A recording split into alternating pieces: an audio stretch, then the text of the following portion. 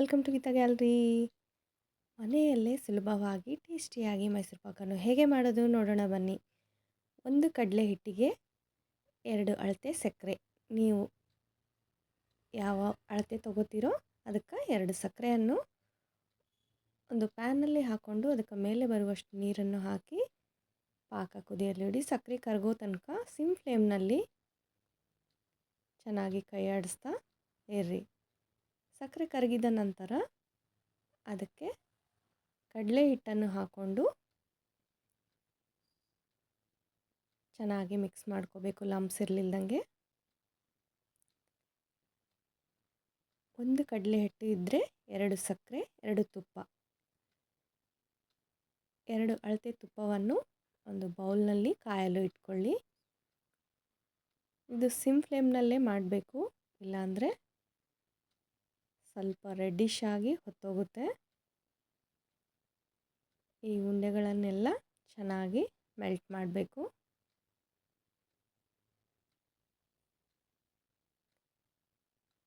ಚೆನ್ನಾಗಿ ಕಲಸಿದ ನಂತರ ಸಿಮ್ ಫ್ಲೇಮ್ನಲ್ಲೇ ಇಟ್ಕೊಂಡು ಸ್ವಲ್ಪ ಸ್ವಲ್ಪ ತುಪ್ಪವನ್ನು ಹಾಕ್ಕೊಂಡು ಮಿಕ್ಸ್ ಮಾಡ್ತಾ ಇರಬೇಕು.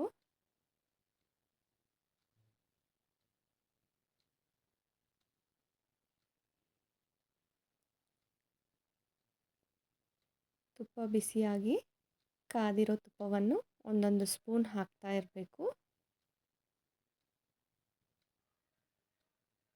ಚೆನ್ನಾಗಿ ಇಟ್ಟು ಮಿಕ್ಸ್ ಆಗೋ ತನಕ ತುಪ್ಪವನ್ನು ಹಾಕಬೇಡಿ. ಎಲ್ಲ ಮಿಕ್ಸ್ ಆದ ನಂತರ ಒಂದೊಂದು ಚಮಚ ಕಾದಿರೋ ತುಪ್ಪವನ್ನು ಹಾಕುತ್ತಾ ನಿಧಾನವಾಗಿ ಕೈ ಆಡಿಸ್ಕೊತಿರ್ಬೇಕು.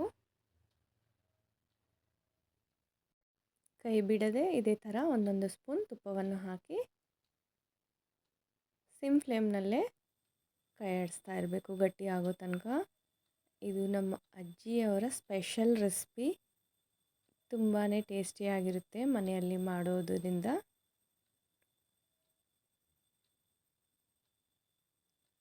ಇದಕ್ಕೆ 2 ಅಳತೆ ತುಪ್ಪ ಹಿಡಿಯುತ್ತೆ, ಹೆಚ್ಚು ಕಮ್ಮಿ. ತುಪ್ಪ ಫುಲ್ ಬಿಸಿಯಾಗಿ ಕಾಯಲು ಇಟ್ಕೊಂಡಿರಬೇಕು. ಆ ತುಪ್ಪವನ್ನು ಹಾಕ್ತಾ ಇರಬೇಕು. ತುಪ್ಪ ಮೆನ್ಷನ್ಲಿ ಬಿಸಿಯಾಗಿ ಇರಬೇಕು, ಕಾಯ್ತಾನೆ ಇರಬೇಕು ತುಪ್ಪ.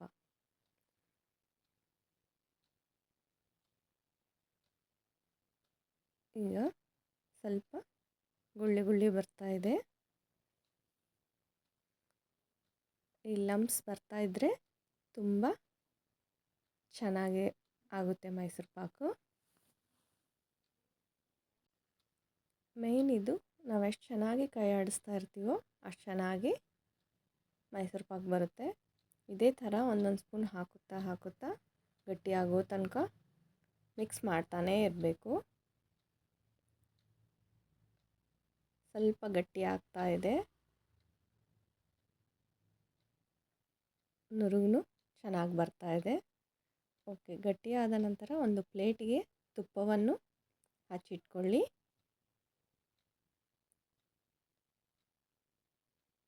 ನಿಮ್ಗೆ ಸ್ವಲ್ಪ ರೆಡ್ಡಿಶ್ ಬೇಕಂದರೆ ಇನ್ನೂ ಒಂದು ಸ್ವಲ್ಪ ಹೊತ್ತು ಮಿಕ್ಸ್ ಮಾಡಿ ಹಾಕ್ಕೊಳ್ಳಿ. ತಟ್ಟೆಗೆ ತುಪ್ಪ ಹಚ್ಚಿದ ನಂತರ ಇದನ್ನು ತಟ್ಟೆಗೆ ಹಾಕ್ಕೋಬೇಕು.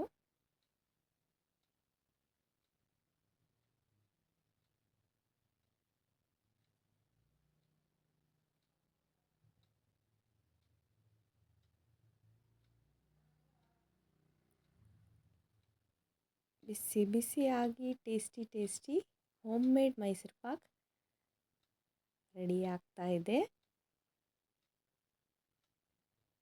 ಹೀಗೆ ಫ್ಲೇಮ್ ಆಫ್ ಮಾಡಿ ಒಂದು ಪ್ಲೇಟ್ಗೆ ಹಾಕ್ಕೊಂಡು ನಿಮಗೆ ಇಷ್ಟವಾದ ಆಕಾರಕ್ಕೆ ಕಟ್ ಮಾಡ್ಕೊಳ್ಳಿ. ಮಾರ್ಕ್ ಮಾಡ್ಕೊಂಡು ಇಟ್ಕೊಳ್ಳಿ, ಕಟ್ ಮಾಡಿಬಿಡಿ. ಕಟ್ ಮಾಡಿದ ನಂತರ ಒಂದು ಪ್ಲೇಟ್ಗೆ ತೆಗೆದುಕೊಂಡು ಸರ್ವ್ ಮಾಡಿ. Tasty home made Mysuru Pak ready.